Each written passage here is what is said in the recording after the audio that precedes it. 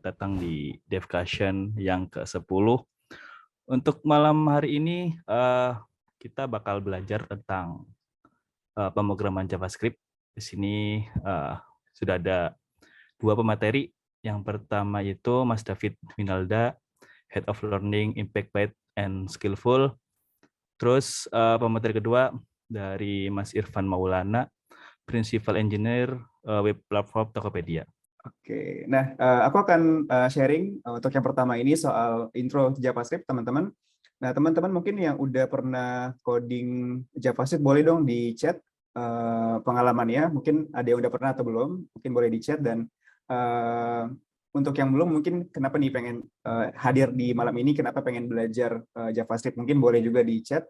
Dan boleh chat juga teman-teman kegiatan sekarang, apakah bekerja, apakah teman-teman masih kuliah. Nah, mungkin boleh juga sharing-sharing ya di chat, biar kita nanti saling ngobrol juga.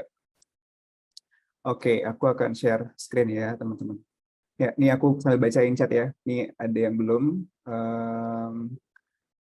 Ngoding pakai JavaScript rame, ya betul. Ada yang udah pernah, oke, masih awal, sulit banget pakai JavaScript, masih kuliah. Oke. Ya, semoga materi hari ini bisa sesuai ya dengan teman-teman. Aku akan kenalin apa itu JavaScript. Oke, aku akan perbesar ya slide-nya. Nanti aku akan share link slide-nya ke chat ya, teman-teman.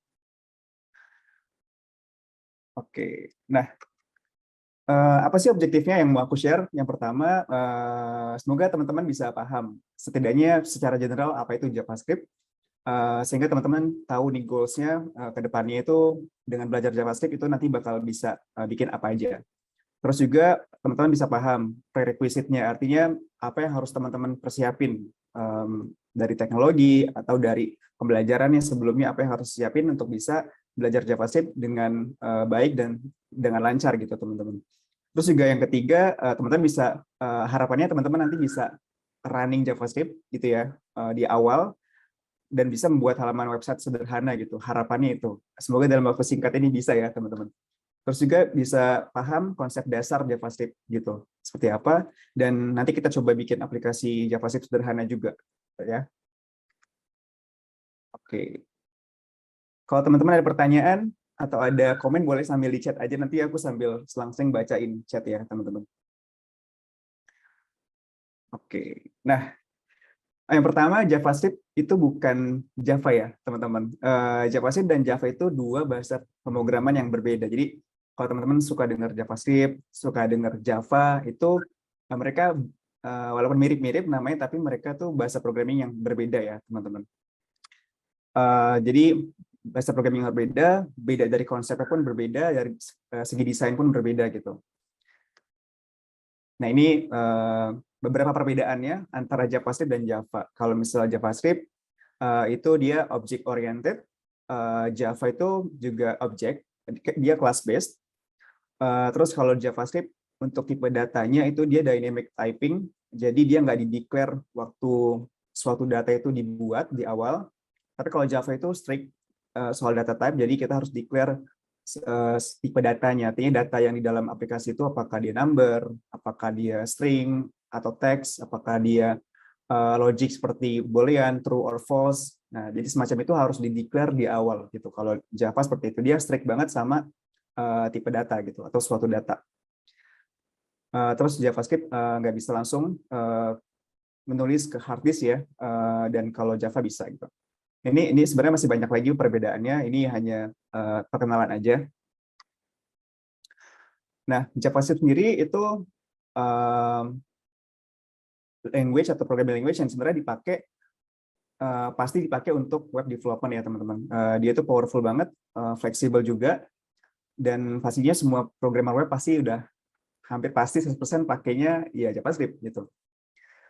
Khususnya untuk client side ya, teman-teman.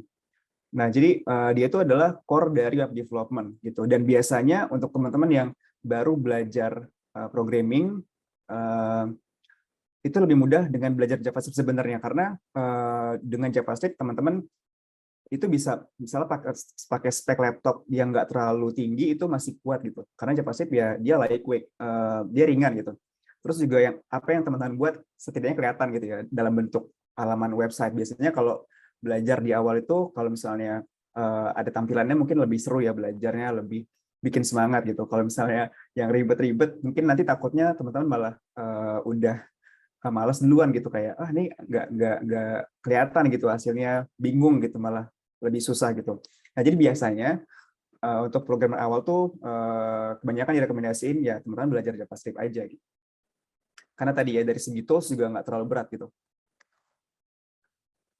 Nah, JavaScript sendiri itu yang introduce atau yang buat yang pertama kali itu namanya Brendan Eich. Ini salah satu tokoh JavaScript atau salah satu tokoh programmer yang terkenal banget lah di dunia. Dia juga membuat beberapa open source project kayak browser Brave. Kalau teman-teman pernah dengar, ada browser lumayan bersaing dengan Google Chrome, namanya Brave browser. Itu juga salah satunya dia yang mendirikan Mozilla gitu. Nah jadi dia tuh ahli banget lah soal programming language gitu ya, udah ahlinya gitu. Jadi dia dikenal banget di dunia developer. Terus akhirnya ceritanya dia mendaftarkan JavaScript-nya ke suatu organisasi biar dipakai secara internasional dan standar gitu, dan dikenal tuh dengan namanya ECMAScript atau ES gitu. Ini juga dijadikan sebagai version dari JavaScript, ada ES6 dan seterusnya gitu, kalau teman-teman pernah dengar. Nah ini beberapa grabnya sejarah JavaScript ya, nanti teman-teman bisa cek detailnya di slide ya. Mungkin yang paling teman-teman bisa highlight di sini adalah kemunculan library seperti kayak AngularJS, di mana AngularJS itu library yang mungkin untuk front end itu lumayan terkenal ya saat pertama kali, dan juga menyusul ada React.js, Vue.js, Electron.js gitu. Nah sampai sekarang, jadi mungkin kalau teman-teman lihat di sini library untuk client side khususnya itu sebenarnya pamornya itu dimulai atau kenaikan itu dimulai dari tahun 2010 ya, di mana Google itu mengenalin AngularJS, terus naik React.js dikenalin oleh Facebook, dan Vue.js oleh salah satu developer yang bekerja di Google juga gitu. Dan ada Node.js juga ya teman-teman. Nah, ini nanti teman-teman bisa lihat kalau mau lihat ceritanya JavaScript seperti apa historinya. Nah, karakteristiknya tadi karena dia tuh sebenarnya awalnya dibuat itu untuk memang scripting untuk web gitu. Jadi ya makanya disebutnya scripting language. Walaupun sebenarnya sekarang udah berkembang gitu. Dia interpreter language, jadi bukan compile.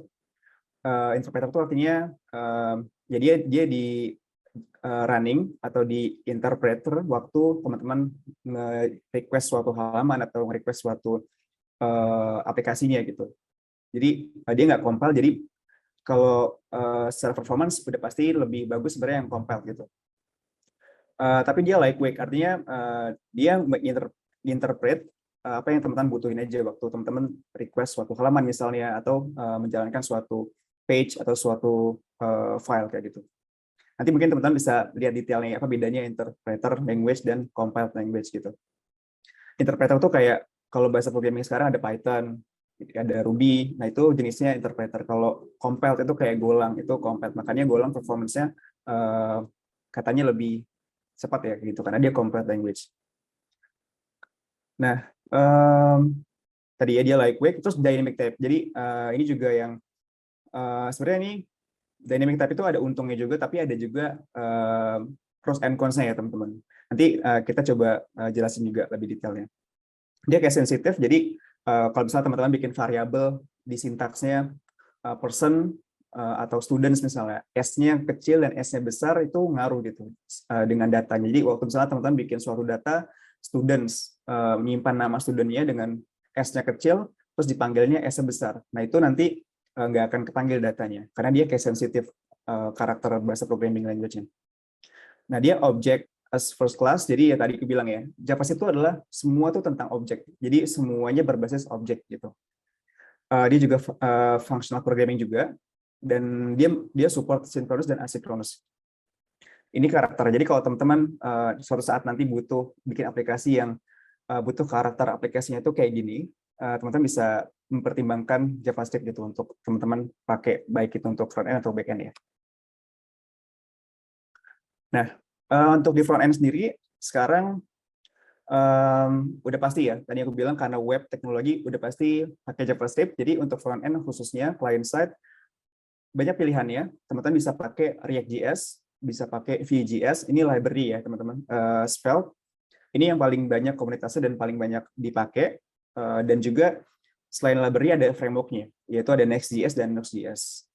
Nah, jadi biasanya kalau sekarang yang lagi ramai itu framework-nya ya. Jadi ada library dan ada framework-nya gitu. Jadi framework ini berdiri di atas library-nya. Jadi kalau React.js, teman-teman bisa pakai pure React.js-nya, tapi teman-teman bisa pakai Next.js juga, yaitu si framework-nya, di mana dia udah nyediain kayak fitur lebih bukan ya bagus juga sih, tapi lebih kayak ada fitur yang memudahkan teman-teman untuk mendevelop suatu aplikasi yang siap untuk production gitu. Nah, biasanya React.js pasangannya Next.js. Kalau Vue.js pasangannya Node.js gitu. Svelte pasangannya SvelteKit. Nah, jadi ini yang teman-teman bisa cobain gitu. Kalau misalnya teman-teman udah belajar JavaScript-nya, JavaScript dasarnya, basic-nya, teman-teman bisa cobain library-nya untuk membuat suatu client side aplikasi ya teman-teman ya. Application bisa pilih gitu mana yang teman-teman cocok dan mungkin butuhin untuk aplikasinya. Oke, nah tadi untuk web platform ya, itu untuk client side-nya. JavaScript juga bisa dipakai untuk mobile apps. Jadi kalau teman-teman mau bikin aplikasi mobile yang cross-platform untuk Android dan iOS, itu React Native bisa support teman-teman bikin aplikasi mobile apps. Dia cross-platform ya teman-teman. Jadi dia bisa bikin aplikasi waktu teman-teman bikin tuh atau output-nya itu berupa Android dan juga iOS dan dengan satu single code base gitu. Jadi teman-teman bikin satu kali di React Native, nanti output-nya bisa bikin 2 aplikasi. Dan dengan bahasa JavaScript dan React gitu. Nah, jadi core-nya itu adalah JavaScript, teman-teman. Terus teman-teman belajar React.js. Nah, React.js itu berdiri juga di atas JavaScript. Jadi sintaksnya sama aja, semuanya JavaScript gitu. Lebih kayak karakternya aja atau lebih ke arsitektur, susunan foldernya aja yang berbeda. Tapi sintaksnya itu sama. Pokoknya sebenarnya itu JavaScript kayak gitu. Nah, terus kalau teman-teman mau bikin aplikasi desktop, kalau teman-teman pakai WhatsApp di laptop teman-teman, di komputer, itu WhatsApp itu dibikin menggunakan Electron JS namanya. Kalau teman-teman seorang desainer, UX designer pakai Figma yang diinstal di desktop app, itu dibuatnya juga pakai Electron. Jadi teman-teman dengan JavaScript itu bisa juga bikin desktop application gitu. Nanti output-nya berupa desktop app yang diinstal di laptop usernya. Namanya Electroni open source, teman-teman bisa pakai juga. Nanti kita coba lihat showcase-nya ya, teman-teman. Terus teman-teman sama bikin aplikasi CLI. Bisa juga dengan Electron, atau bisa juga dengan Node.js. Gitu. Nah, jadi teman-teman bisa bikin web service backend ya. Jadi selain mendukung client side, bikin client side app, teman-teman juga bisa bikin backend itu dengan JavaScript gitu. Di mana teman-teman bisa bikin menggunakan Express gitu ya. Ada juga beberapa framework lagi, tapi yang paling banyak digunain atau yang paling banyak komunitasnya itu sepertinya Express gitu. Nah, teman-teman bisa bikin RESTful API pakai Express, bisa bikin juga GraphQL. Kalau formatnya mau GraphQL ya, teman-teman bisa pakai open source-nya gitu. Nah, jadi JavaScript itu berjalan kalau di web app itu bisa berjalan di client side dan backend. Jadi powerful banget. Jadi teman-teman bisa bikin satu full stack aplikasi menggunakan JavaScript aja gitu. Jadi teman-teman belajar satu kali, tapi untuk mengerjakan semua platform atau cross platform. Tadi ada client side web, ada mobile, ada desktop, ada CLI, bahkan ada game ya teman-teman. Aku beberapa kali juga ngobrol sama teman-teman game developer di Indonesia, itu ya kebanyakan mereka juga pakai JavaScript bikin gamenya untuk yang web platform ya teman-teman ya gitu. Jadi powerful banget teman-teman kalau bikin aplikasi menggunakan JavaScript gitu.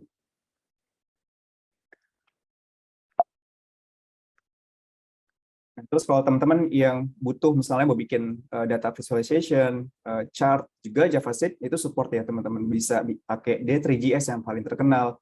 Jadi semua yang teman-teman butuhin sebenarnya udah bisa disupport oleh JavaScript dan ekosistemnya dan komunitasnya. Gitu. Komunitasnya itu besar banget. Nanti kita coba lihat ya. Nah, kita lihat popularity dan community-nya. Nah, biasanya developer itu akan pilih suatu teknologi atau akan pilih suatu tech stack ya, programming language, framework, itu biasanya dilihat dari popularity dan community-nya. Kenapa? Karena kalau misalnya teman-teman pakai teknologi yang popularity-nya tuh rendah atau komunitasnya nggak terlalu banyak, nanti teman-teman sendiri akan susah gitu, yang sulit. Kalau teman-teman ada pertanyaan, ada bug, ada error, teman-teman tuh nggak bisa, maksudnya knowledge untuk googling atau tanya komunitas tuh dikit gitu. Nah, tapi kalau misalnya popularity-nya tinggi, komunitasnya tuh luas, banyak gitu ya, seluruh dunia, teman-teman tuh waktu ada error atau bug dan waktu googling itu udah ada semua jawabannya di Google gitu. Jadi teman-teman bisa dengan mudah saat menemukan suatu bug atau error atau kesulitan saat belajar, udah ada komunitasnya yang bantuin teman-teman. Udah ada. Jadi udah ada yang mengalaminya sebelumnya gitu. Sebelum teman-teman belajar tuh udah ada duluan yang dapat hal itu atau error itu. Jadi udah dapatlah solusinya. Lebih gampang untuk teman-teman belajar dan atau teman-teman gunain itu untuk aplikasi teman-teman. Nah, kita lihat survei yang dilakukan oleh Stack Overflow, teman-teman. Pasti semua programmer tahu Stack Overflow ya. Tempat kita nyari kalau ada error, jawabannya tuh semuanya ada di Stack Overflow. Nah, dia setiap tahun melakukan survei popularity suatu teknologi dan juga programming language. Kalau teman-teman lihat di sini, programming, scripting, dan markup language yang 9 tahun terakhir ya, paling banyak dipakai, paling banyak dan umum dipakai oleh programmer adalah JavaScript. 9 tahun ya teman-teman, secara berurutan gitu. Jadi ya udah jelas gitu, seluruh dunia itu pasti mereka pakai JavaScript atau setidaknya mereka udah belajar JavaScript gitu. Apalagi untuk teman-teman yang mau jadi web developer ya, itu udah pasti mutlak JavaScript itu ya core-nya gitu. Nah, jadi ini ya teman-teman berdasarkan surveinya, dan kalau teman-teman lihat berdasarkan untuk library atau web framework-nya, kita lihat di sini urutan teratas itu juga semuanya JavaScript ya. Ada React, Express, Angular, Vue, ada Flash itu framework atau library untuk Python, ada Django, ada Laravel. Tapi kalau teman-teman lihat di sini, mungkin 4 atau 5 teratas itu adalah ekosistemnya JavaScript. Jadi udah jelas dari survei, developer di seluruh dunia itu udah banyak banget yang menggunakan JavaScript dan ekosistemnya ya. Gitu. Apalagi di Indonesia, teman-teman. Nah, teman-teman bisa lihat nanti mungkin lebih detailnya ya, karena waktunya terbatas. Showcase-nya, apa aja sih aplikasi yang bisa dibuat oleh JavaScript gitu. Misalnya kalau di front end web itu apa aja sih. Misalnya kalau teman-teman pakai Next.js, nanti teman-teman bisa lihat showcase-nya tuh apa aja perusahaan atau aplikasi yang menggunakan Next.js gitu. Untuk mobile, teman-teman bisa lihat. Desktop juga, tadi yang aku bilang ya, kayak WhatsApp, yang pasti yang common yang teman-teman pakai, itu pakainya Electron gitu dibuat. Nah, kalau teman-teman udah belajar JavaScript, teman-teman bisa belajar yang namanya TypeScript. Tadi aku bilang di awal, JavaScript adalah dynamic typing. Jadi, kita nggak perlu mendeklar suatu data, dia itu sebuah number atau sebuah teks atau sebuah objek, sebuah list data gitu. Karena dia dynamic gitu. Nah, tapi kekurangannya dari dynamic adalah dia rentan dengan error atau bug gitu.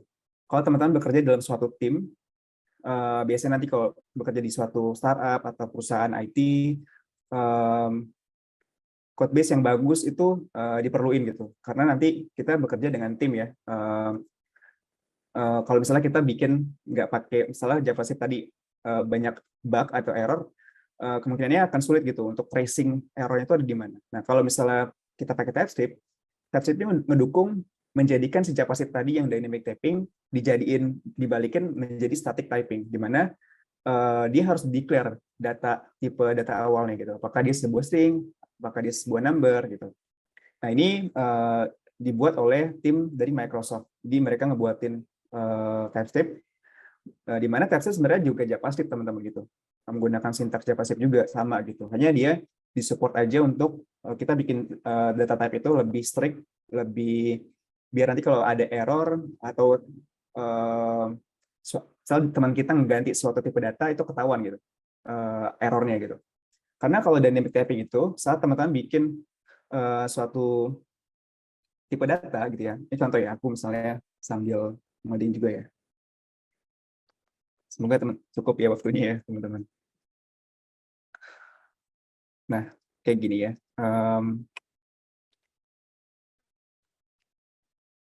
Nah, kalau di JavaScript, teman-teman, itu kita bisa dengan gampang membuat suatu tipe data, misalnya, atau variabel. Misalnya kita bikin number gitu ya. Kita assign dengan data itu 1. Nah, karena dia dynamic typing, kita bisa ganti dia dengan sebuah string juga. Misalnya kita ganti dengan one. Nah, saat ini dijalanin ke suatu, nah misalnya kita print gitu ya, tampilannya seperti apa.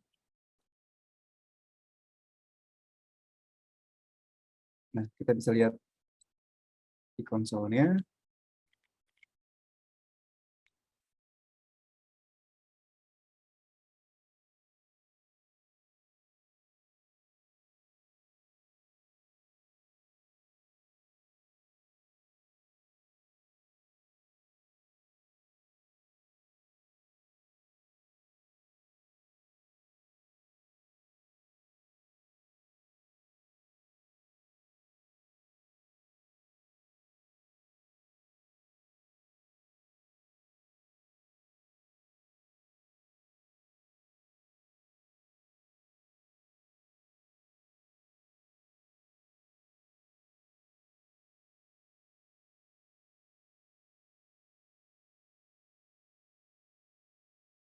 Sambil nunggu ya teman-teman. Nah, jadi yang aku maksud tadi adalah karena dia dynamic typing, kita bisa ganti tadi yang number terus kita ganti sebuah teks, itu nggak apa-apa sama JavaScript, nggak dimarahin, nggak ada error gitu, tetap jalan aplikasinya. Padahal harusnya kalau kita bikin variabel pengen nih ya itu nggak diganti gitu, maksudnya kan apalagi kerja dalam sebuah tim, misalnya ada tim teman-teman yang nggak sengaja ganti karena dia nggak tahu ini tipe datanya apa, dia mengganti aja gitu dengan sebuah teks gitu yang tadi. Nah, ini akhirnya menyebabin error atau ada bug gitu. Dan itu susah banget untuk tracing errornya di mana gitu. Kalau misalnya teman-teman nggak pakai TypeScript tadi.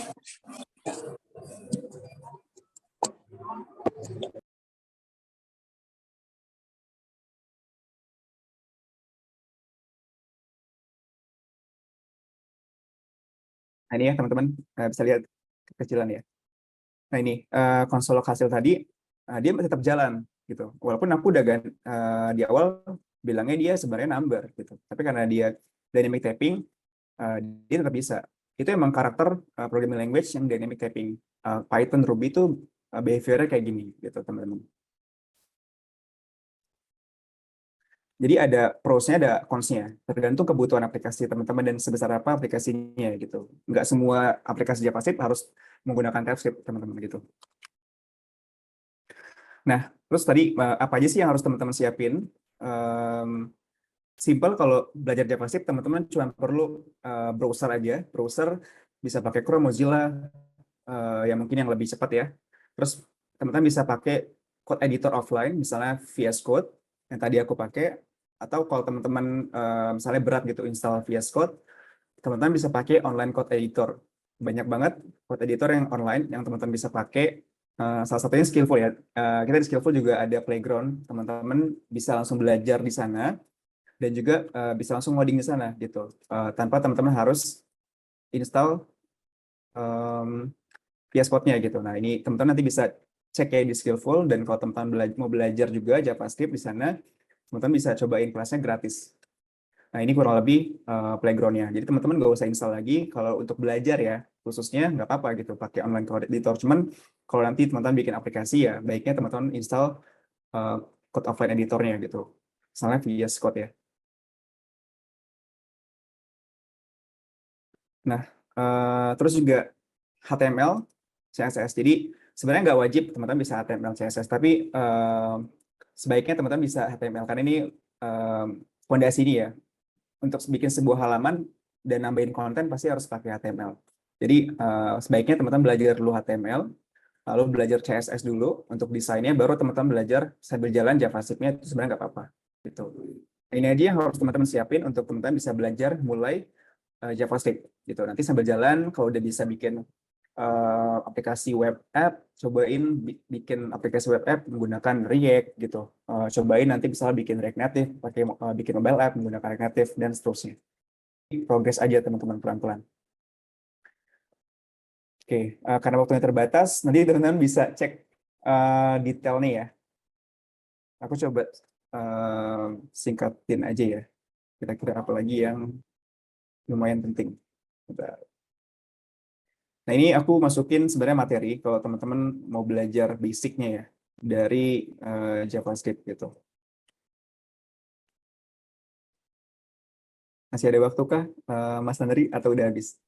Masih, Mas David, masih 9 menit lagi sih. Kalau Iya. mau lanjut, Oke, oke. aman-aman.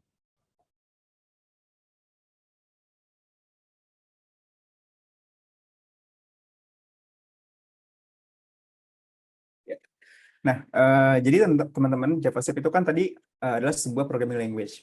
Semua programming language, JavaScript, Python, Golang, Ruby, ya, itu semuanya sebenarnya sama aja secara general nih ya. Maksudnya dia bisa ngelakuin hal yang sama, kayak misalnya bisa bikin variabel, bisa bikin condition, bisa bikin looping. Semuanya itu standar tuh hampir sama bisa dilakuin sama programming language selama dia programming language ya. Nah, jadi JavaScript itu adalah programming language ya teman-teman, bukan untuk bikin konten HTML atau apa gitu ya. Jadi teman-teman harus bedain antara HTML, CSS, dan JavaScript gitu. Jadi tadi bedanya adalah HTML itu tempat teman-teman untuk bikin kontennya di suatu halaman website. CSS adalah tempat teman-teman untuk bikin atau nge-styling desain di suatu web app, misalnya mau kasih warna gitu ya, mau ngatur tata letaknya, teman-teman bisa menggunakan CSS. JavaScript-nya adalah uh, si programming language, jadi dia yang bikin logic segala macam. Dia juga yang bisa manipulate data dan manipulate tampilan di suatu website atau halaman HTML gitu.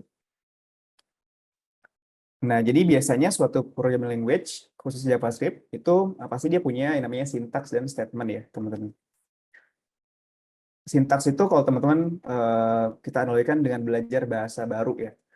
Sebenarnya kan programming language itu adalah bahasa yang kita pakai untuk berkomunikasi dengan komputer. Nah, karena komputer itu nggak bisa langsung ngerti dengan bahasa kita, jadi harus lewat suatu programming language. Nah, dalam hal ini adalah JavaScript. Jadi kita harus paham sintaks dari JavaScript-nya, pasti yang pertama. Terus juga ada yang namanya statement. Statement itu adalah perintah yang kita kasih ke komputer lewat sintaks JavaScript tadi gitu.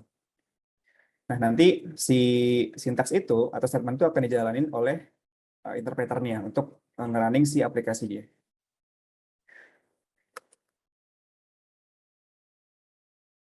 Nah, kalau di JavaScript pasti yang paling dikenal atau yang paling biasa dipakai sama kita adalah konsolog. Konsolog itu perintah untuk menampilkan suatu apapun lah, teks, number.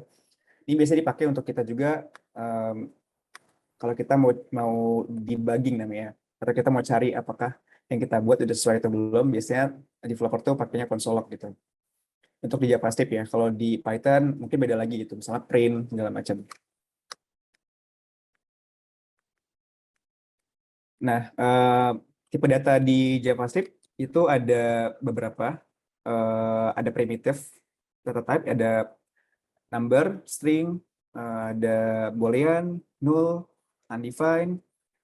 Nah, tadi yang aku bilang karena dia berbasis objek, jadi ya dia udah pasti ada objek dan function gitu. Nah, ini standar teman-teman semua programming language saya covernya.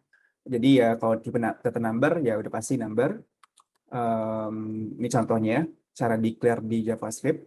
Simple ya teman-teman. Jadi nggak perlu karena dia dynamic typing ya udah langsung aja bikin variabel, masukin datanya gitu.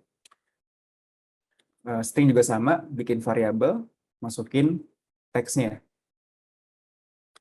Boolean juga sama. Jadi semua tipe data itu sama ya karena dia dynamic typing. Langsung aja di-assign nilainya.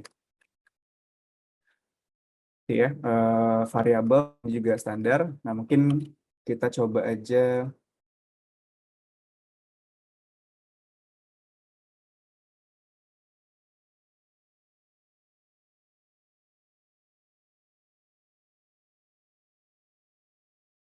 Nah, nanti misalnya kalau teman-teman mau cobain sambil belajar JavaScript di Skillful, nah teman-teman bisa langsung coding di script JS-nya gitu ya.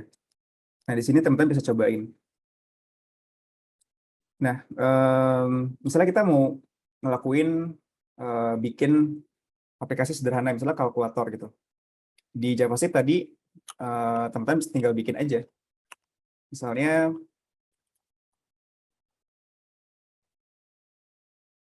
ini ya, misalnya kita bikin.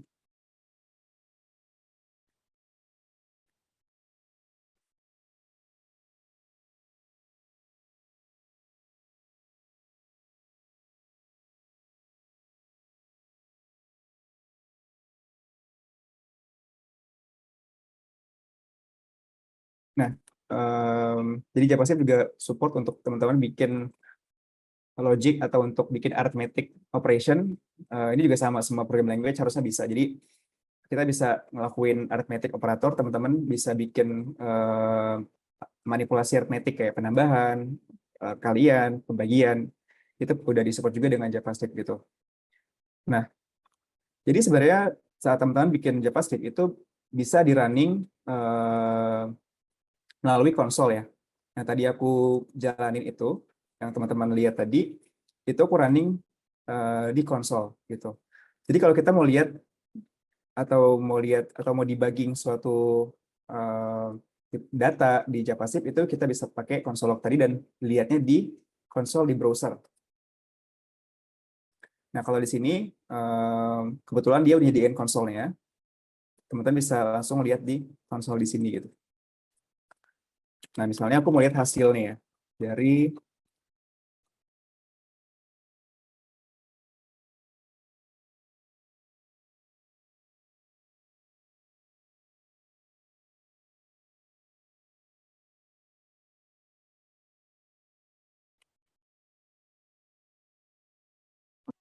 ya tampil nih. Aku coba di sini aja ya.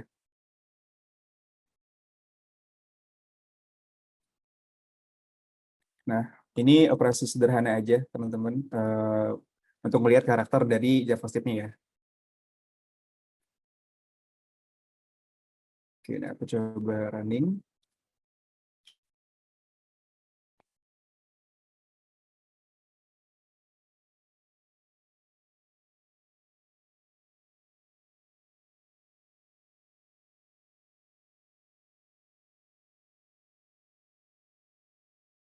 Nah, nanti teman-teman bisa cobain inspect aja. Jadi klik kanan di browsernya, teman-teman inspect untuk melihat output dari JavaScript-nya. Kalau di sisi client side ya, teman-teman. Nah, teman-teman bisa nanti klik aja tab console di sini. Nah, teman-teman bisa lihat hasilnya.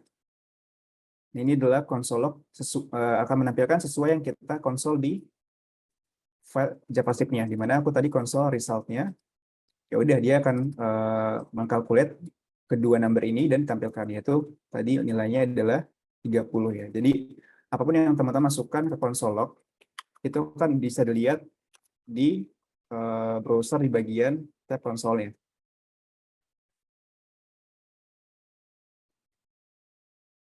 Nah, gitu ya teman-teman. Karena ini aku masih pakai konsol log ya. Teman-teman juga bisa masukin tentunya data ini ke dalam web page-nya ya atau halamannya gitu. Jadi dia bisa bekerja di belakang layar dan juga bisa teman-teman manipulate HTML-nya di JavaScript gitu. Contohnya nanti teman-teman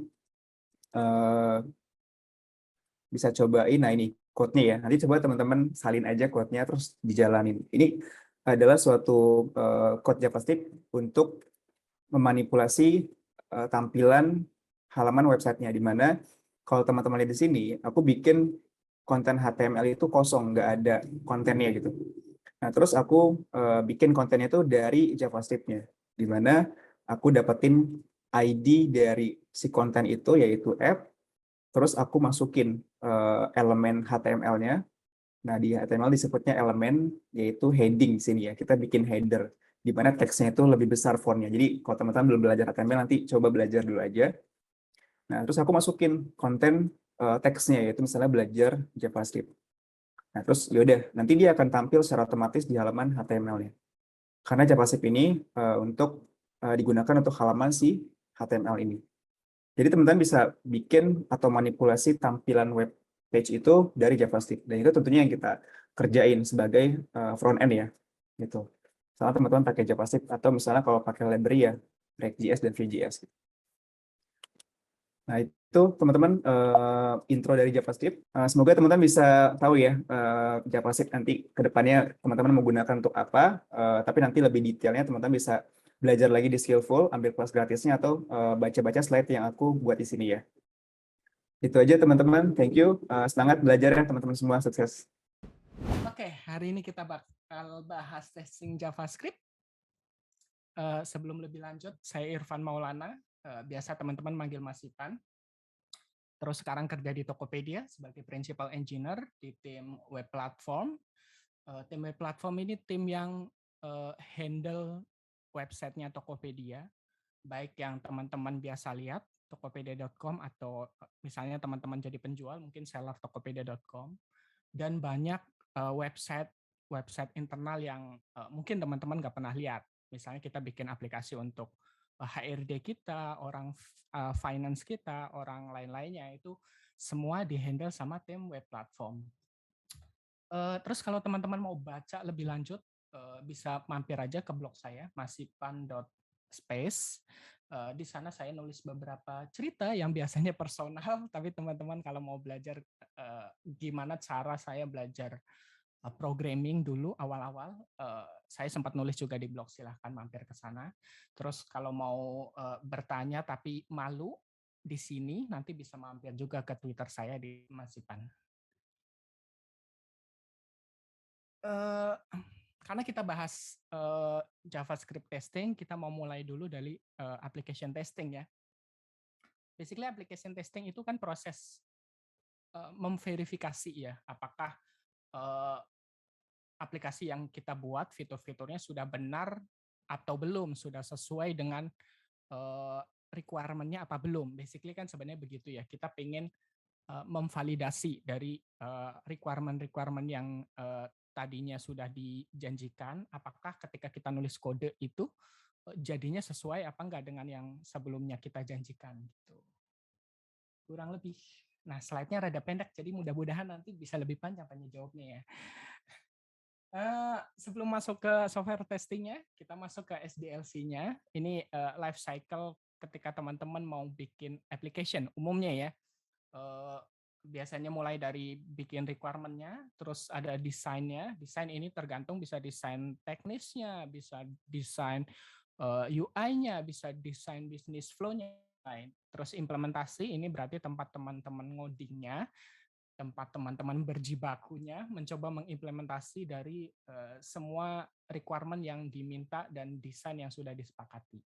Terus ada testing, jadi setelah teman-teman selesai coding, itu ada fase namanya fase testing. Terus evolution ini feedback, jadi kalau memang ada perubahan ya diulang lagi, diperbaiki gitu. Jadi dalam proses pembuatan aplikasi, testing itu merupakan salah satu bagian dari proses tersebut. Makanya ketika kita ngomong testing itu sebenarnya udah hal yang lumrah sebenarnya untuk pembuatan sebuah software ya atau application. Nah, terus ngobrol-ngobrol soal JavaScript, tadi kan udah banyak dibahas sama Mas David ya. At least ada dua.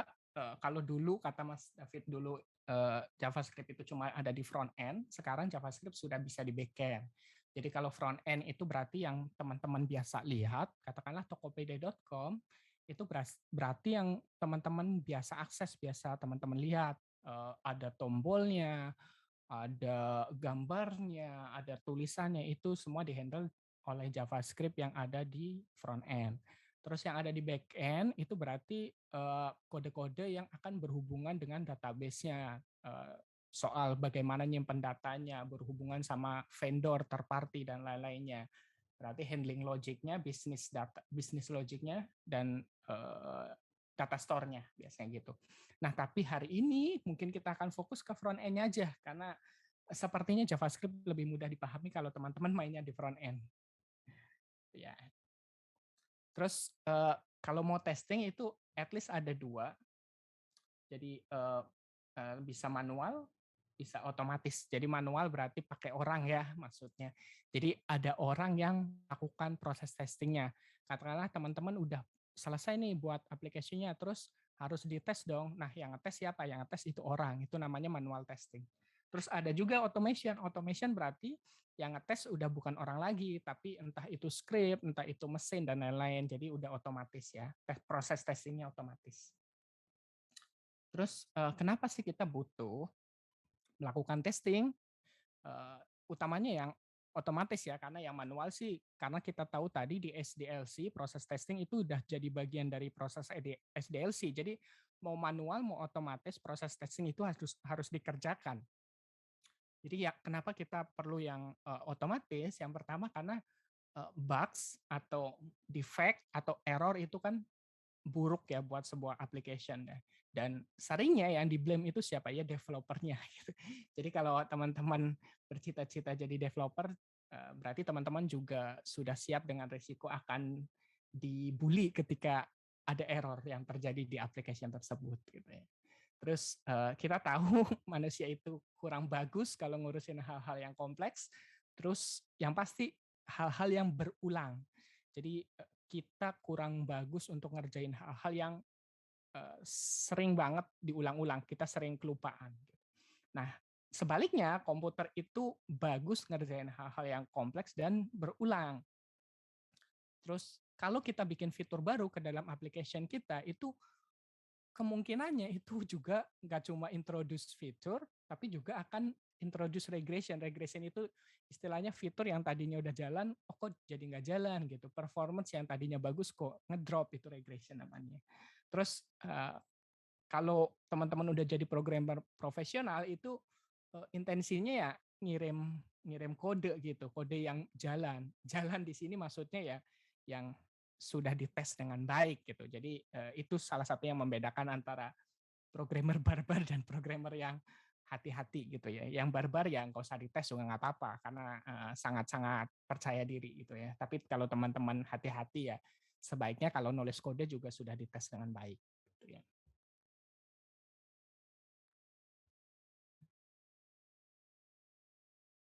Terus ada 2 metodologi paling nggak dalam melakukan testing. Yang pertama black box, yang satunya adalah white box. Black box itu fokusnya ke input dan output. Dia nggak peduli dengan apa yang terjadi di dalamnya gitu. Jadi kalau kayak kita mau ngetes application, mungkin kita cuma perlu tahu ngeklik sebuah tombol gitu. Kita nggak perlu tahu tombol tersebut sebenarnya di belakangnya melakukan apa. Tapi yang jelas ketika kita klik tombol tersebut, kita akan dikasih suatu warning atau suatu tampilan yang berbeda. Nah, kita cukup tahu itu. Masalah di belakangnya dia melakukan apa, kita nggak perlu tahu. Nah, itu biasanya teknik black box. Jadi kita nggak perlu tahu apa yang terjadi di dalamnya. Nah, white box kebalikannya.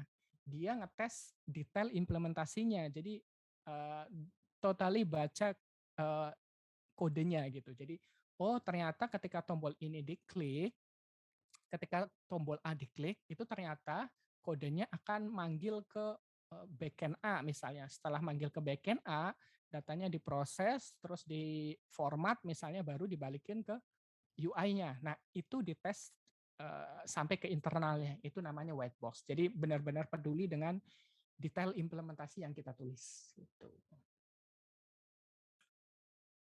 Kalau ada pertanyaan di belakang ya, atau saya jawab belakang aja kali ya. Oke, kayaknya nggak ada pertanyaan soal Di testing belakang juga. aja, Mas. Siap. Terus ini testing proses kurang lebih. Yang pertama tentu saja harus di-plan karena semua hal ya harus direncanakan gitu ya. Terus ada preparation-nya, terus execution-nya yang jangan lupa adalah reporting-nya karena apalah artinya kalian melakukan tes kalau nggak ada reporting-nya, apakah tes tersebut berhasil atau tidak, terus seberapa banyak yang berhasil, seberapa banyak yang gagal, terus seberapa banyak coverage terhadap test case yang kita punya, itu. Terus atau kalau kita pakai white box tadi, seberapa banyak line of code yang tercover sama unit testnya, apa testingnya. Nah itu yang perlu dilaporkan. Gitu. Terus ada beberapa tipe testing. Ini diambil dari testing library. testing library, testing javascript.com. Gitu. Jadi ada yang end-to-end, ada integration, ada unit, ada static. Nanti kita bahas bedanya keempat ini. Yang pertama static test. Ini buat nangkep kalau kita namanya developer kan suka salah-salah ketik ya, namanya ngetik terus kerjaannya, tukang kuli ketik ya. Jadi takutnya ada salah ketik atau ada error yang memang tidak sengaja kita buat, terus ada bug-bug yang kemungkinan akan jadi bug. Kodenya kemungkinan akan jadi bug ketika kita nulis kode tersebut. Nah, jadi static test ini totally baca kode yang kalian tulis. Jadi makanya static, atau biasanya teman-teman ada juga yang nyebut static analyze ya. Jadi baca kodenya, dikalkulasiin atau dites kodenya gitu. Kode yang kita tulis. Jadi tools-nya ada banyak, tapi yang paling dekat dengan developer biasanya ada namanya di JavaScript tuh ESLint sama Prettier. Nah, ESLint sama Prettier ini di beberapa kasus tumpang tindih, tapi sebenarnya bisa dipasang berbarengan. Prettier ini biasanya untuk format kode. Jadi katakan kalian di JavaScript itu titik koma kan di banyak kasus tidak diperlukan ya. Jadi kalian nulis titik koma dengan tidak nulis titik koma mungkin tidak ada bedanya. Nah, Prettier yang ambil keputusan itu. Misalnya kalian ambil keputusan bahwa kalian nggak mau pakai titik koma, ya udah kalian nggak perlu peduliin gitu. Kalau kalian ternyata lupa nambahin titik koma, nah Prettier akan ngebantu ngebuang titik koma yang tidak diperlukan. Nah, kalau ESLint ini lebih kompleks lagi karena dia bisa custom rule-nya. Jadi kita bisa bikin banyak rule, which is juga sebenarnya udah banyak rule yang sudah tersedia secara default gitu ya. Bahkan ESLint-nya juga sudah punya default-nya. Jadi begitu kita install ESLint, banyak rule yang penting secara default sudah terpasang di aplikasi kita. Nah, contoh-contohnya bisa dilihat sedikit di screenshot di bawahnya. Katakanlah kayak kalau di JavaScript ada namanya const A sama dengan 0. Const itu menunjukkan dia konstanta. Konstanta berarti variabelnya itu tidak boleh di-assign ulang. Jadi kalau ternyata kalian lupa variabel yang sama di-assign ulang, kayak di situ contohnya const A sama dengan 0, terus di bawahnya kalian tambahin lagi A sama dengan 1, itu otomatis error kalau kalian sampai lupa bahwa kode itu sampai ke production, sampai user bisa akses, itu akan error kodenya, karena A itu nggak bisa di-assign ulang. Nah, yang begini itu sudah bisa di-catch sama sudah bisa ditangkap sama ESLint sejak dini gitu. Jadi sangat membantu. Atau misalnya ada yang kayak ini yang di sebelah kanan ada fn x sama dengan 1, return x sama dengan 3. Berarti x sama dengan 3-nya sebenarnya nggak pernah bisa tereksekut karena sudah di return di bawah di atasnya return x gitu. Jadi X sama dengan 3 ini biasanya disebut dead code atau kode-kode yang tidak pernah di-execute, nggak pernah akan sampai situ. Nah, kode yang begini kan percuma ya. Nah, kode yang percuma gini bisa dibenerin sama ESLint. Jadi kita nggak usah memperhatikan dengan detail karena kode yang begini sudah pasti salah, sudah pasti dibenerin sama ESLint-nya. Jadi akan sangat membantu ya kalau kita salah-salah ngetik begini. Ada banyak rule-nya, ada ratusan ribuan rule ESLint, bahkan kita bisa bikin custom ESLint gitu ya. Jadi sangat membantu kalau kita bisa masang ESLint di project kita. Atau kalau mau pakai vendor juga sebenarnya ada static analyze yang pakai vendor, tapi mungkin tidak secepat kayak kita pakai ESLint dan Prettier ya, yang mana kita bisa langsung pasang di development. Tapi kalau pakai vendor kayak macam CodeQL atau Snake atau SonarQube, ini dia bisa static analyze. Jadi dia bahkan bisa nebak, oh kode ini berpotensi bug nggak ya? Oh kode ini ternyata nulis secret key gitu. Secret key misalnya kalian punya API key atau punya password yang secara tidak sadar kalian ketik di kodenya. Nah, itu bisa dideteksi sama tools apa kayak CodeQL, Snake, SonarQube. Atau misalnya kalian pakai dependensi yang ternyata tidak berpotensi punya security hole. Jadi nggak secure ininya, dependensinya itu bisa didetek juga. Tapi kan prosesnya tidak secepat ESLint dan Prettier ya. Jadi biasanya dipasangnya itu di continuous integration. Jadi begitu kalian commit suatu kode ke repository, nanti si continuous integration-nya akan jalan untuk static analyze kode kalian. Gitu ya. Kita lanjut. Nah, ini pro cons-nya di static test. Yang pasti cepat banget karena dia di development. Bahkan kayak kalian ngetik, terus kalian save, kalian mau commit, itu ESLint sudah bisa detect dengan sangat cepat gitu. Terus sangat beneficial kalau kalian coding di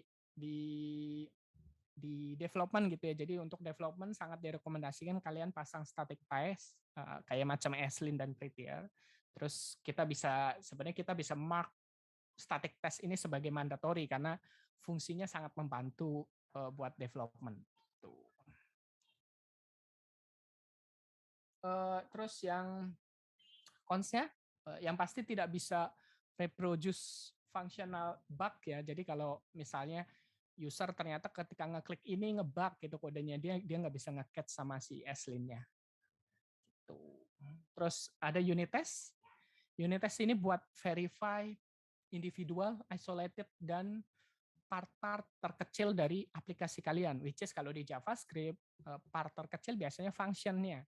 Berarti unit test intensinya adalah ngetes function tersebut. Let's say kalian punya function add. Add itu adalah A plus B. Berarti kalian akan ngetes apakah function add itu benar-benar A plus B balikinnya atau enggak. Nah, itu yang dilakukan sama unit test. Ngetes bagian terkecil dari satu application kalian. Tools-nya yang biasa dipakai ada namanya testinglibrary.com. Terus pro cons-nya cepat, tapi tidak lebih cepat dari static test karena static test tadi paling cepat gitu. Jadi unit test masih cepat gitu feedbacknya. Jadi kalau kalian bikin sesuatu mau commit, unit test bisa di-run. Tapi kalau jumlah tesnya udah terlalu banyak, mungkin juga terlalu lama juga kalau di tes gitu. Di tes di tempat ketika kalian mau commit bisa jadi cukup lama, kecuali kalian punya strategi bisa ngetes file-file yang berubah aja gitu. Terus bisa verify kebenaran dari function-nya karena tadi kan intensinya untuk ngetes function-nya ya. Jadi kita bisa percaya diri bahwa function-function yang kita tulis semuanya valid gitu, semuanya correct.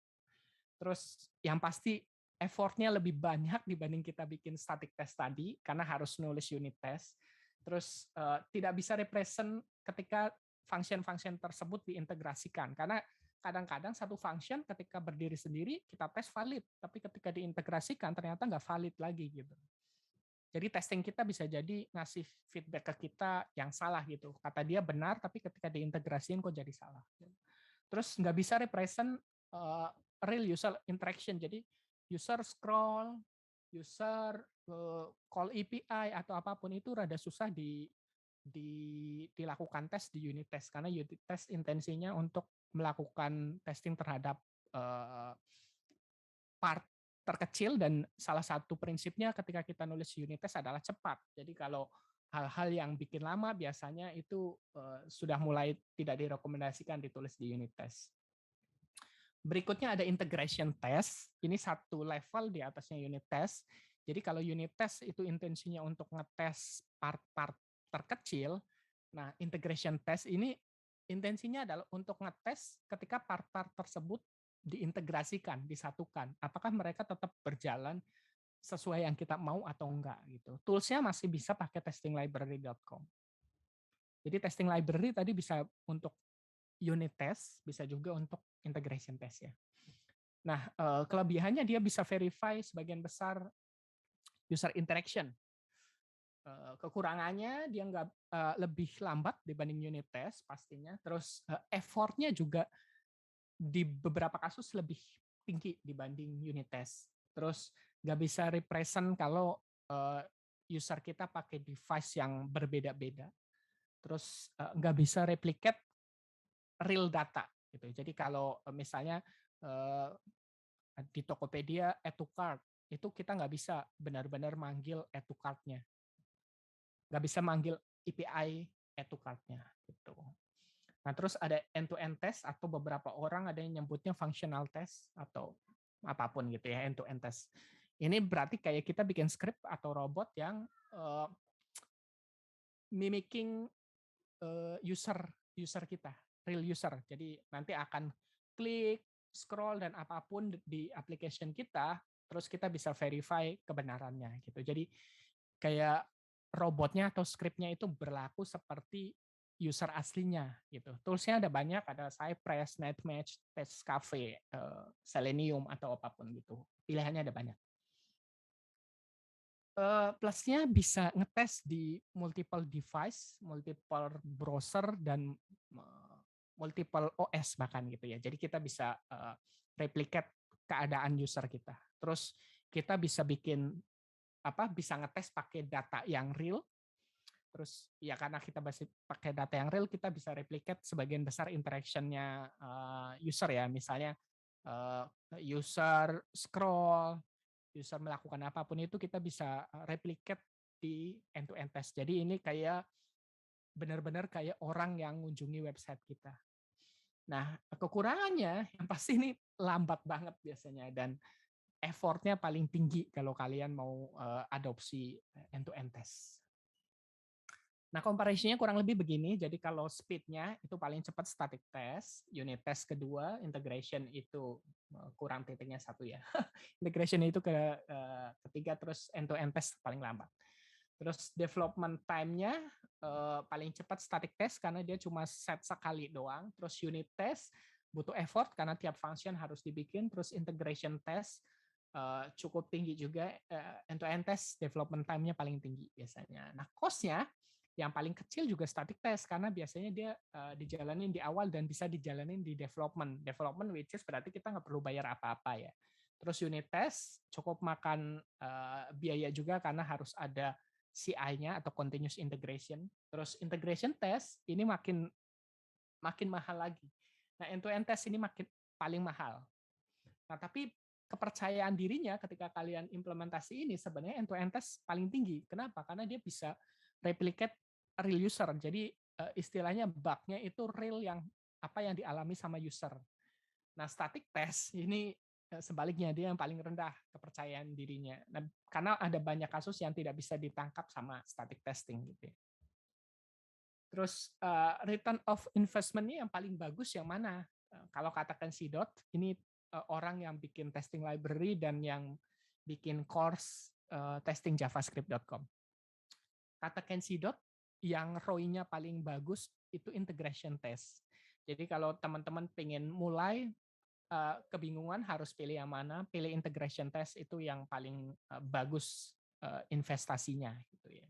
Tapi karena static test itu ada di development, saya saranin si static test tetap dipasang gitu ya. Jadi kalau saran dari saya static testing dan integration test. Nah, demo time sebenarnya saya mau demo, tapi saya orang yang khawatir kalau live demo. Karena seringnya terjadi sesuatu yang tidak diinginkan.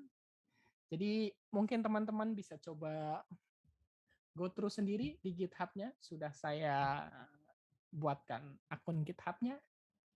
Jadi bisa lihat kodenya, bisa run sendiri juga di rumah gitu ya, di lokal nanti. Gimana saya mau kirim chat ke everyone. Nah, itu GitHub-nya, nanti ada juga di slide-nya. Nanti saya go through dikit deh ya. Saya selesaiin dulu sebentar, sedikit aja. Nah, nanti kita demo sedikit kalau belum selesai waktunya, tapi kalau selesai teman-teman bisa sambil tanya. Nah, yang mau download slide-nya ada di speakerdeck.com/masipan. Di sana ada banyak slide saya, jadi kalau tertarik ingin download slide-nya silakan ke sana. Kalau nggak tertarik ya nggak apa-apa. Silakan tanya saya. Atau kalau malu-malu bisa ke kesanain/tanya-masipan. Begitu aja dari saya. Terima kasih.